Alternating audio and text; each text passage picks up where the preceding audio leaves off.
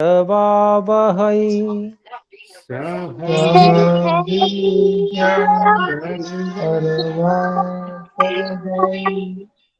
तेजस्विनावधीतमस्तु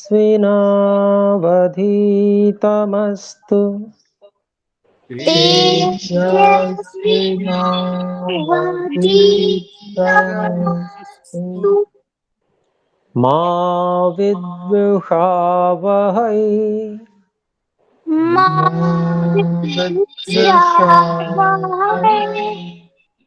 ॐ शान्तिः शान्तिः शान्तिः। शांति शांति शांति।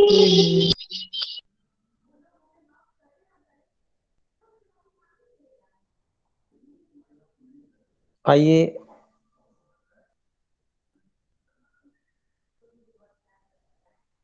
आजीवन स्वस्थ कैसे रहें, इस विषय में अपने लोग जो ऋषियों की बताई बातें हैं उनको जानते हैं। हमने पिछली कक्षा में व्यायाम के विषय में बात की थी।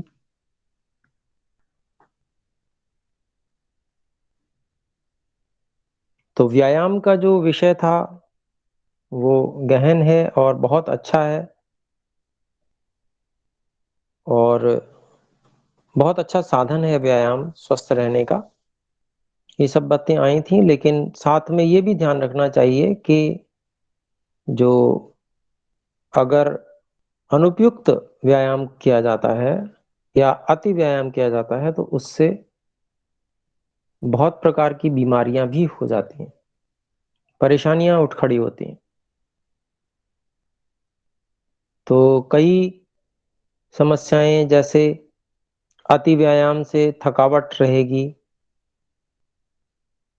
जो बिना ही परिश्रम किए भी थकावट रहती है अनेक बार, उस तरह की थकावट। फिर धातुओं का क्षय होने लगता है अगर अति व्यायाम हो जाए। इधर से भोजन के द्वारा स्निग्धता की पूर्ति हो नहीं रही और दूसरी तरफ से अति व्यायाम करने से फिर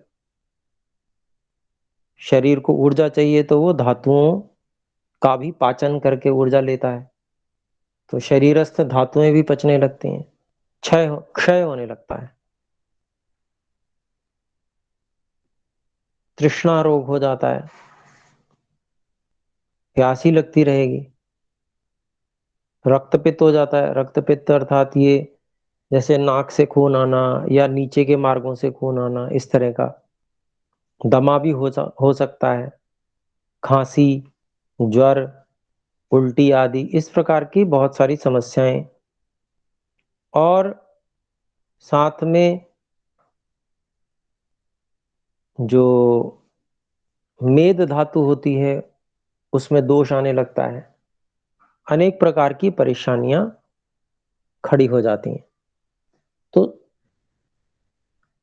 किसी वस्तु किसी क्रिया का महत्व समझ के उसका संतुलित ही ग्रहण करना यह आवश्यक है। फिर आयुर्वेद में महर्षि बताते हैं कि कुछ चीजें ऐसी हैं जिनका बहुत अधिक मात्रा में सेवन बिल्कुल भी नहीं करना चाहिए। उसमें गिनाया गया है व्यायाम, बहुत अधिक मात्रा में नहीं करना चाहिए। इसी तरह से हंसना, हास्य, बहुत अधिक हंसना भी नहीं चाहिए। बोलना,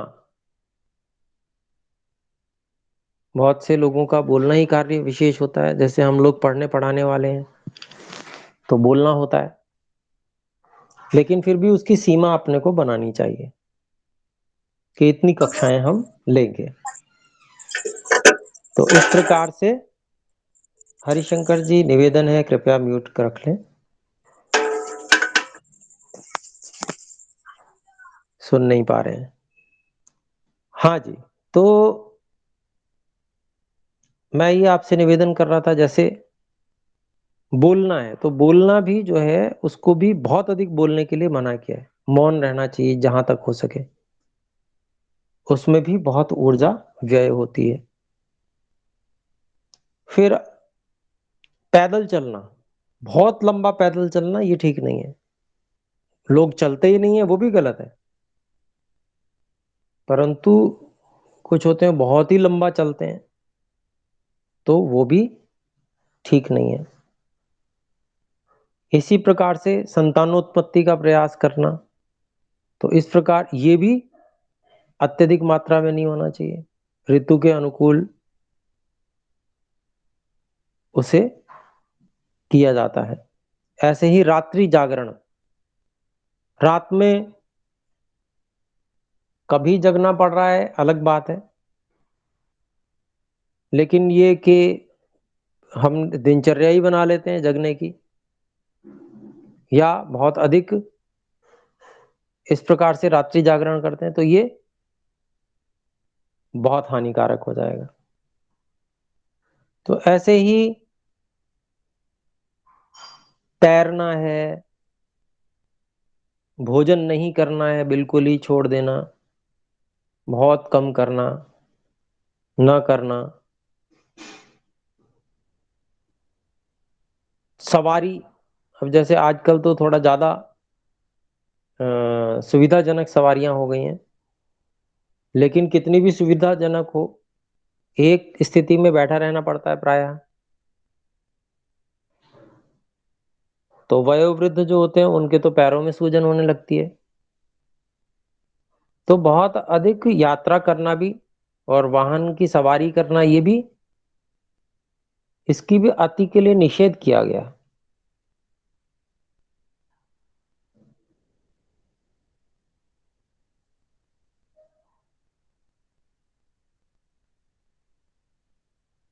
तो इस प्रकार से सावधानी रखनी ये हम लोगों के लिए बहुत आवश्यक है।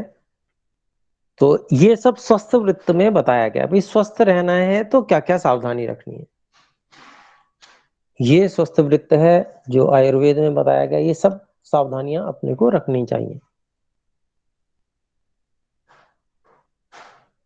तो ये सब चीजें जो व्यक्ति करता है, अधिक मात्रा में करता है, अति कर देता है, वो व्यक्ति, उसके प्राण संकट में आ जाते हैं। ये कहा गया है आयुर्वेद में। ये सब जितनी बातें हमने गिनाई हैं,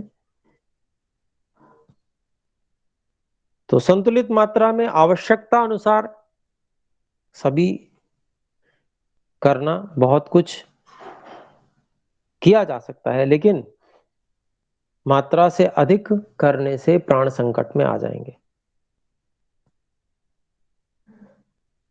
तो इस प्रकार के जो अभ्यास हैं, मान लीजिए वो किसी को साथ में भी है, अभ्यास में आया हुआ भी है, तो भी उस व्यक्ति को धीरे-धीरे उसको संतुलन में लाना चाहिए। ऐसा नहीं कि ठीक है हमें तो अभ्यास है तो करते चले जाएं।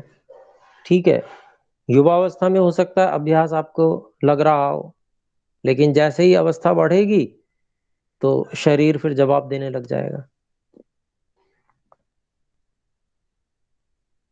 तो अगर इसका अभ्यास भी है, कोई कष्ट भी नहीं होता, परेशानी भी नहीं होती, तो भी इन सब व्यवहारों में अपने को संतुलन लाने के लिए उसकी उसमें कमी लानी चाहिए, और वह कमी क्रमशः की जाती है। उसके बारे में हम पहले चर्चा कर चुके हैं। पादांशिक विधि, किस तरह से हम क्रम से आहार और विहारों को धीरे-धीरे कम करते हैं। तो यह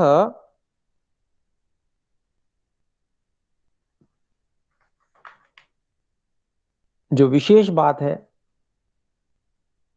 उसको अपने लोगों को ध्यान में रखना चाहिए। इसके साथ ही आयुर्वेद में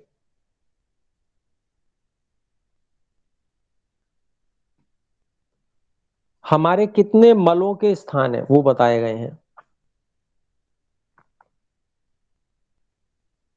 तो 2 नीचे के छिद्र मल और मूत्र के, फिर सिर में 7 छिद्र, ऐसे 9 छिद्र तो ये हमारे हैं। सिर में कौन से हो गए? 2 नाक के, 2 कान के, 2 आँखों के और 1 मुँह का। फिर इसके अलावा जो आपके पसीना निकलने के छिद्र हैं, वो तो सारे शरीर में हैं, उनकी कोई संख्या नहीं की जा सकती एकदम से। तो ये सारे मल मार्ग कहलाते हैं।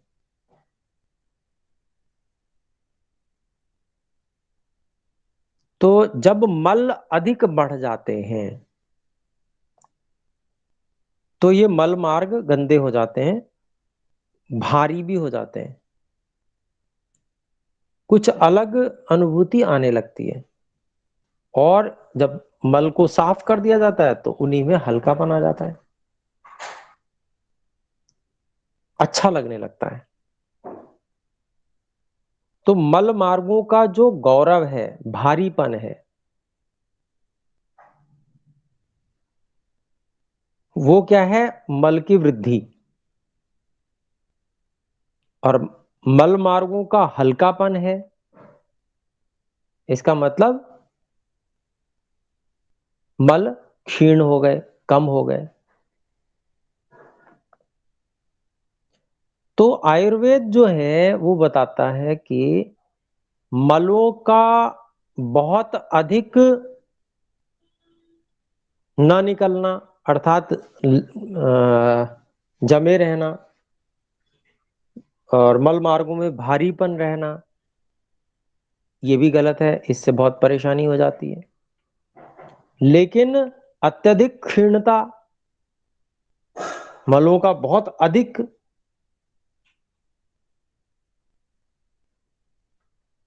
निकल जाना, यह भी ठीक नहीं है। तो यहां भी संतुलन चाहिए, क्योंकि हम देखते हैं जैसे जो महास्रोतस है, बड़ी जो नली है मुंह से लेकर गुदा पर्यंत, इस नली में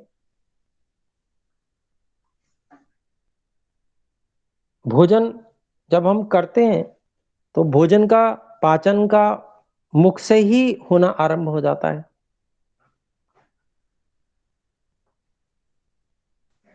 मुख में लार से भोजन का पाचन होना प्रारंभ हो जाता है, उसका दांतों से चबाया जाना और उसमें लार का मिक्स होना। और फिर उसके बाद में फिर आमाशय में भी पाचन होता है, वहां अलग माध्यम हो जाता है, यहाँ लार था, वहां पर कुछ अम्ल रहता है। फिर तीसरी प्रकार से पाचन फिर ग्रहणी में होता है, आमाशय के बाद में। वो सबसे मुख्य पाचन वही माना जाता है। और उसके बाद में और आगे भी पाचन होता है। ऐसा कह लें कि पचे हुए का पाचन जीवाणुओं के द्वारा, ये भी होता है। और जो 2 भाग विभाग हो जाते हैं गृहिणी के बाद में, रस भाग और किट्ट भाग, मल भाग। तो मल भाग जो जाता है वहां उसका भी आगे जीवाणुओं द्वारा पाचन होता है, लेकिन जो रस भाग है उसका भी पाचन होता है। वो रस वाहिनियों में जाकर और फिर आगे जाकर रक्त वाहिनियों में मिलता है, रक्त में मिल जाता है। तो सब जगह इसका पाचन होता है, आगे आगे पाचन होता रहता है इसका।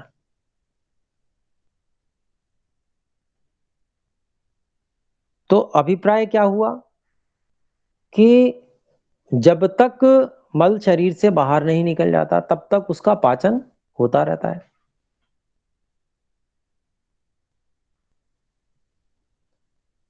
एक क्रम होना चाहिए, और जो सबसे स्वस्थ क्रम है, सबसे अच्छा क्रम है, वह क्रम ये है कि जो मल है वो बहुत अधिक दुर्गंधित ना हो। बहुत सामान्य सी हल्की दुर्गंध तो रहेगी ही नहीं, तो मल क्या हुआ। लेकिन अगर अधिक दुर्गंधित मल निकलता है, इसका अभिप्राय ये हुआ कि वो ज्यादा अंदर रहा, ज्यादा समय अंदर रहा, जितना समय रहना चाहिए था उससे ज्यादा समय रहा, तो ये असंतुलन की स्थिति हो गई। ऐसी स्थिति में अनेक प्रकार की समस्याएं आगे उत्पन्न होना प्रारंभ हो सकती हैं। प्रारंभ में ना लगे, हो सकता है कि प्रारंभ हो रही हैं, लेकिन आगे जब कभी अवसर मिलेगा तो हो जाएंगी प्रारंभ। ऐसे ही मान लीजिए मल कच्चा ही आना प्रारंभ हो गया, उसका पाचन, मल का जो पाचन होके जो वायु वात आदि निर्माण होते हैं वो भी नहीं हो पा रहा है, अर्थात बंधा हुआ मल नहीं आता, पतला ही निकल जाता है, क्योंकि जो वात का स्थान है बढ़िया, तो वहां पर वायु उसको सुखाती भी है, जीवाणुओं की प्रक्रिया से उसका पाचन भी होता है, वायु बनती है, वायु उस मल को सुखाती भी है, तो वह कुछ बंध कर बाहर निकलता है। एक होता है बहुत ज्यादा ठोस हो जाना, वो भी गलत है, और वो अटक भी जाता है, फिर निकल नहीं पाता, बहुत कठिनाई होती है उसके लिए, फिर कितनी औषधियां लेनी पड़ती हैं, कब्ज जिसे बोलते हैं। तो ये सब ध्यान रखना, ये कोई और ध्यान थोड़ी रखेगा, ये बचपन से ही बच्चों को सिखा देना चाहिए, बता देना चाहिए कि इस तरह से हमको अपनी मल क्रिया का ध्यान रखना है। जितना भोजन खाना आवश्यक है उतना ही मल त्याग करना भी बहुत आवश्यक है। समय से मल त्याग हो जाना चाहिए, और हमें ये परीक्षण करना आना चाहिए कि मल ठीक प्रकार से आ रहा है अथवा नहीं, तब हमें पता चलेगा कि हम स्वस्थ हैं या नहीं। अब मल मार्गों में मल यदि चिपकता है तो इसका अभिप्राय क्या हुआ? इसका अभिप्राय ये हुआ कि मल ठीक प्रकार से पक कर नहीं निकल रहा है, कच्चापन है, आम है उसमें, इसका मतलब पाचन शक्ति कमजोर है। जो पूर्ण स्वस्थ व्यक्ति होगा उसका मल जब निकलेगा तो कहीं भी वह मल लगेगा नहीं, बिल्कुल साफ रहेगा मल मार्ग, इस प्रकार से निकल जाएगा। और अगर पूरी अच्छे से पाचन नहीं हुआ है तो ऐसी स्थिति में मल चिपक जाएगा, इधर उधर लगेगा। उदाहरण के लिए जैसे हम रोटी, माताएं रोटी बेलती हैं तो क्या है, वो पेड़ा बनाती हैं उसका, फिर उसके बाद में बेलन से और उसको दबाकर प्रेस करके उसको बड़ा करती हैं। तो अगर उसमें सूखा आटा ना लगाया जाए तो वो कच्चा होता है ना, तो क्या होगा, चिपक जाता है, बेलन पे भी चिपक जाता है, सब लोग जानते हैं। क्यों? वह कच्चा है। और जो रोटी सिकी हुई है, उस सिकी हुई रोटी को रख के और फिर यूं यूं करके उसके ऊपर बेलन चलाइए, चिपकेगा क्या? नहीं चिपकता। तो इसी से समझ जाना चाहिए कि जो कच्चा है वो क्या होगा, वो चिपकेगा ज्यादा, और जो पका हुआ है वो चिपकेगा नहीं। तो ऐसे समझ लेना चाहिए। तो इसी प्रकार से हमको क्या समझना चाहिए, जो मल क्रिया हमारे मुख से लेकर गुदा पर्यंत तक मल की क्रिया हो रही है और बाहर निकलने की क्रिया हो रही है, सारी क्रियाएं पाचन आदि हो रहे हैं, जिस स्तर का इस बड़ी नली में हो रहा है, इसी स्तर का बाकी सभी जो सूक्ष्म नलियां हैं वहां पर भी इसी स्तर का होता है। कब्ज यदि इस नली में ठहर रहा है, बड़ी वाली नली में, तो बाकी सब जगह भी ऐसे ही रहेगा, बल ठीक प्रकार से प्रवृत्त नहीं होंगे, चिपके रहेंगे, सूखे रहेंगे, बड़ी कठिनाई से निकलेंगे। और कठिनाई होगी जब, तो क्या होगा, तो फिर सभी जगह पे भारीपन लगेगा, जैसे पेट के नीचे के भाग में भारीपन लगता है, मल त्याग हो नहीं पा रहा है और भारीपन लग रहा है, और उसी के कारण से सारे शरीर में फिर भारीपन लगने लगता है। ये सब क्यों अनुभूति होती है? तो ये सब बातें आयुर्वेद को छोड़कर और कौन बताता है? देखिए, सब बातें ऐसी ही बता रखी हैं श्लोकों के अंदर, ऋषियों महर्षियों ने। ये सामान्य रूप से व्यक्ति को पता भी नहीं रहती। माता पिता थोड़े बहुत जो जानते हैं, वो अपने बच्चों को थोड़ा बहुत देते हैं, क्योंकि उनको भी बताया गया होता है। इसलिए ऋषियों के ग्रंथों का पढ़ना अत्यंत आवश्यक है। और जीवन का एक ही क्षेत्र थोड़ा ही है स्वास्थ्य, केवल एक ही क्षेत्र है क्या? जीवन के अनेक क्षेत्र हैं, और अनेक क्षेत्रों में हमको ऋषियों का ज्ञान विज्ञान प्राप्त करना बहुत जरूरी है। आधुनिक विज्ञान उसके सामने कुछ भी नहीं, कहीं ठहरता ही नहीं है, कोई जानकारी ही नहीं उन लोगों के पास में, क्योंकि वो जीवन से जुड़कर कार्य नहीं कर रहे हैं, वो धन से जुड़कर कार्य कर रहे हैं। जिस काम में पैसा मिलेगा वो काम किया जाएगा वहां तो। और ऋषियों ने जो काम किया है वो जीवन से जुड़ के किया है, जीवन के लिए जो आवश्यक है। तो इस चीज को अपने लोगों को समझना चाहिए, अंधविश्वासी नहीं बनना चाहिए। हम लोग ऐसा मानते हैं कि जो मजहबी कट्टरवादिता है, पंथ के प्रति ज्यादा समर्पण इत्यादि है, या किसी गुरुडम में फंस जाना है, यही अंधविश्वास होता है। इतना ही नहीं है अंधविश्वास। आज के लोग वैज्ञानिकों पर, आज के जो नवीन वैज्ञानिक हैं इन पर भी अंधविश्वास करने लगे हैं। तो बुद्धि को खुला रखना, किसी पर भी अंधविश्वास नहीं करना, जो सत्य है उसकी पहचान करना और उसी को धारण करना, उसी को ग्रहण करना, यही सबके लिए हितकारक है। तो ये जो बातें हैं, अब जैसे मल की बात आई तो किस प्रकार से हम उसकी पहचान करें। फिर जो कच्चा मल होता है वो पानी में डूब जाता है, और जो पका हुआ मल होता है वो तैरता रहता है। इसमें भी दो विभाग कीजिए। जो समय से, ठीक समय से निकल जाएगा, बंध कर आएगा, और निश्चित समय से, सही समय से निकल जाएगा, वह तैरता रहेगा। जिसको आने में देर हो जाएगी वह तैरेगा नहीं, वह भी डूब जाएगा। ऐसा अमल होगा पानी में। तो यह सारी पहचान ये ऋषि ही बताते हैं। तो यह बात अपने लोगों को समझनी है कि हमारा जो मल त्याग का वो है तरीका है वो कैसा है, उसको पहचानना है। अगर वो उसमें देर हो रही है तो कुछ उसको ऐसा व्यवस्था करनी है, किस प्रकार से हम औषध आदि लें।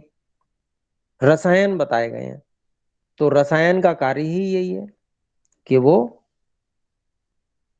अगर गति कम है उसको बढ़ाएगा। तो सभी नलियों में गति को बढ़ाएगा, केवल एक नली में नहीं। हम लोग कई बार थोड़े से अधिक मात्रा में रसायन का सेवन कर लेते हैं, उसके बाद में घबरा जाते हैं, क्योंकि मलों की अधिक प्रवृत्ति हो जाती है।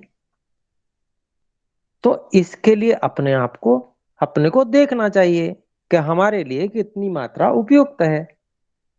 थोड़ा कम से प्रारंभ करके देख लें, जिससे मलों की अति प्रवृत्ति ना हो जाए, क्योंकि मल भी शरीर में धातु का कार्य करते हैं।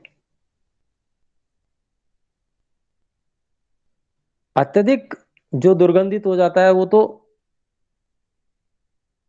नुकसान करता है, हानि पहुंचाता है। लेकिन सामान्य जब गंध दुर्गंध नहीं है तब तक वो मल भाग तो है, परंतु इतना ज्यादा, मतलब जिसको कहते हैं ना कि घृणित भी नहीं है वो। ठीक है, सामान्य रूप से मल तो घृणित ही होता है, लेकिन अभिप्राय ये है कि वह तो शरीर में रहेगा भी और उसकी आवश्यकता भी है, क्योंकि जीवाणुओं के लिए भोजन भी तो चाहिए, वो जीवाणु खाते हैं उसको। तो शरीर के अंदर वो जीवाणुओं का भी एक अपना महत्व है, वहीं से प्राण ऊर्जा बनती है। तो प्राण ऊर्जा का स्थान है वो, वह राजसिक और तामसिक न हो जाए, इस चीज का भी अपने लोगों को ध्यान रखना है। तो मल भी संतुलित होना चाहिए, इस बात को अपने लोगों को ध्यान में रखना है। तो कैसे होगा, उसके लिए जैसी जैसी हमारी स्थिति है उसका हम निरीक्षण करें, फिर उसके बाद में विचार करें, उपाय सोचें, और इसके लिए हम आपस में परिवार में चर्चा भी कर सकते हैं, क्योंकि बड़े जो होते हैं हमसे, उनको अधिक अनुभव होता है वो किस प्रकार से सही हो सकता है। तो ये जो मल आदि का विषय है, ये इतने जिसको कहते हैं बहुत शर्म करने का या विषय नहीं है, ये तो सभी होता है, सभी का मल त्याग होता है। और इस विषय में आपस में चर्चा करके, जो भी अपने विश्वस्त हैं, परिवार के हैं, उनके साथ चर्चा करके उसको प्रक्रिया को सही करने के लिए प्रयास करना चाहिए। कि वैसा नहीं है ये विषय के बिल्कुल उसको छिपाना है या कुछ, उसके विषय में सही, जिससे कि सारी प्रक्रिया सही हो जाए, हम स्वस्थ रह पाए, इसके लिए अपने लोगों को प्रयास करना चाहिए।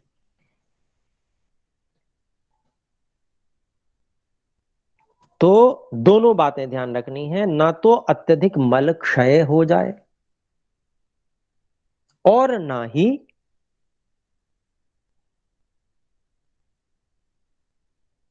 बहुत रुके मल, मध्यम रहना चाहिए। और उसमें यही ध्यान रखें कि बहुत अधिक रुकता है यदि मल, तो वो सूख ज्यादा सूखेगा, उसमें दुर्गंध भी आएगी, और जो अपान वायु आती है उसमें से भी दुर्गंध आने लगती है। तो उसमें दो कारण होते हैं, एक तो पका हुआ मल ही उसकी प्रवृत्ति नहीं हो पा रही है, पानी कम पी रहे हैं या और कोई प्रेशर नहीं हो पा रहा है, जो भी कारण बनता है उसका। पानी आदि जो होते हैं वो क्या होते हैं, क्षारीय होते हैं। ठीक है, तो क्षारीय पदार्थों का सेवन कम होता है तो अनुलोमन कम होता है, नीचे की ओर गति कम होती है, गति कम होती है तो मल अटक जाते हैं। तो क्षारीय पदार्थों का सेवन, पानी का सेवन, ये ठीक मात्रा में, अच्छी मात्रा में होते रहना चाहिए, जैसे जैसे समय में उसकी आवश्यकता होती है। तो ये सब जो हमारा ध्यान रखने का विषय है कि बहुत अधिक मल की प्रवृत्ति भी ना हो जाए, जिससे कि कमजोरी महसूस होने लगती है। फिर मल अधिक निकल जाएंगे तो भी व्यक्ति को कमजोरी महसूस होगी, और जब मलों की प्रवृत्ति कम होती है, कब्ज आदि रहती है, तो ऐसी स्थिति में भारीपन रहता है और व्यग्रता रहती है, परेशानी रहती है, परेशान रहता है व्यक्ति, बौद्धिक कार्य नहीं कर सकता, शारीरिक कार्य करने में भी बाधा आएगी, परेशान रहता है व्यक्ति जब वो मलों की प्रवृत्ति ठीक प्रकार से नहीं होती है। मन भी ठीक नहीं रहता है, मन को भी अच्छे प्रकार से सहयोग नहीं मिल पाता है प्राण का। तो ये अपने लोगों को ध्यान रखना चाहिए।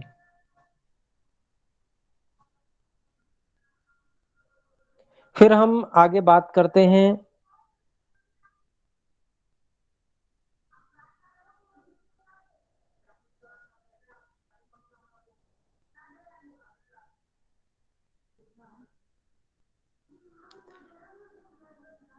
कौन सी ऋतुएं ऐसी हैं जिनमें स्वस्थ व्यक्ति को भी पंचकर्म करा लेना चाहिए। तो आयुर्वेद तीन ऋतुएं, मुख्य रूप से दो होती हैं जिनको कहेंगे हम, एक तो वसंत ऋतु ठीक है, और दूसरा शरद ऋतु। लेकिन बीच में भी एक ऋतु और भी है जो श्रावण मास है।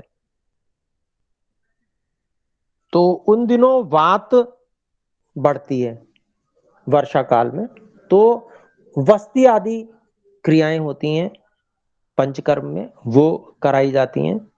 तो ये सब जो पंचकर्म है वो तो वैद्यों के निरीक्षण में ही होता है।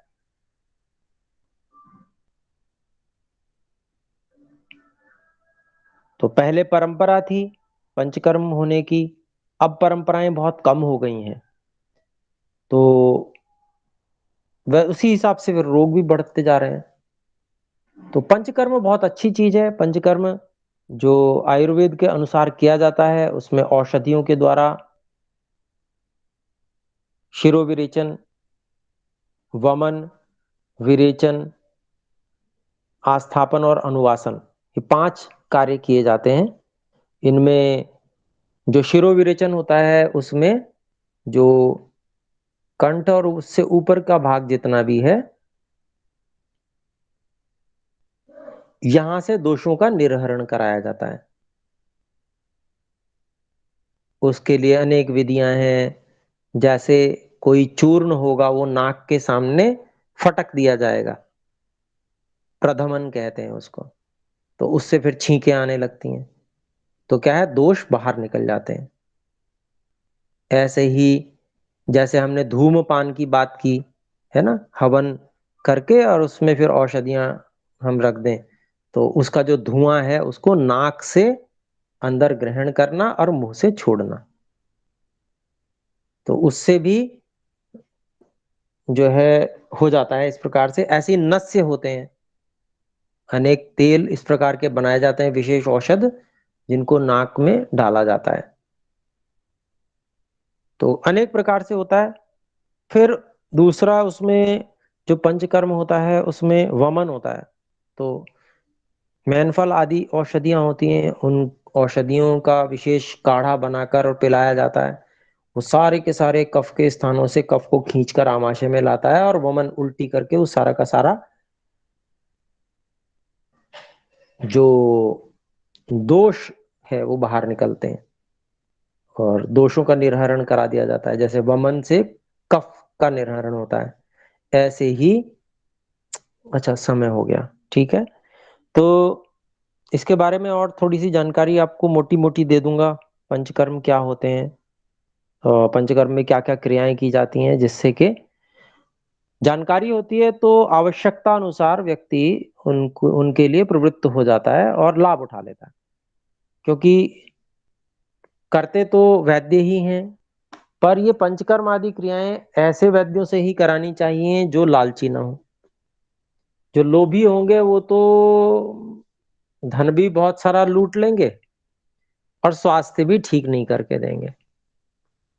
तो ऐसे वैद्य मिलना कठिन है। लेकिन पतंजलि आदि ऐसे कुछ स्थान हैं जहां पर वे लोभ के लिए नहीं करते हैं, समाज के उपकार के लिए करते हैं और केवल अपना जो उनका खर्च होता है वो, या औषधों का खर्च होता है वो लेते हैं और परोपकार के लिए कर रहे हैं। तो ऐसी जगहों पे ही जाना चाहिए जो जिनके विषय में ऐसा लगे कि ये जो है धन कमाने के लिए ही कार्य कर रहे हैं। ऐसे न तो डॉक्टरों के पास में जाना चाहिए और न ही वैद्यों के पास जाना चाहिए। क्योंकि जो धन कमाने के लिए कार्य करेगा वह कितना भी नीचे गिर सकता है, और ये उदाहरण आज आ रहे हैं। आजकल के डॉक्टर्स के तो बहुत ज्यादा ये उदाहरण आ रहे हैं। तो सबसे पहले तो हम रोगी ना हो, तो हम आधुनिक चिकित्सा का हमें कोई आवश्यकता ही ना पड़े। और यदि हमें पंचकर्म आदि कराना भी है आयुर्वेद के अनुसार, तो हम इसी प्रकार की संस्थाओं में जो उत्तम है, अच्छी हैं, जहाँ उत्तम वैद्य भी हैं, व्यवस्थाएं सुंदर हैं और वे लालच के लिए नहीं करते हैं, परोपकार के लिए करते हैं और एक अपनी भारतीय संस्कृति के को पुनर्जीवित करने के लिए करते हैं, ऐसी जगहों पे ही जाना चाहिए। तो आज समय हो गया इतना, कह के आज विराम करते हैं। हम सब एक बार ओम का उच्चारण करें।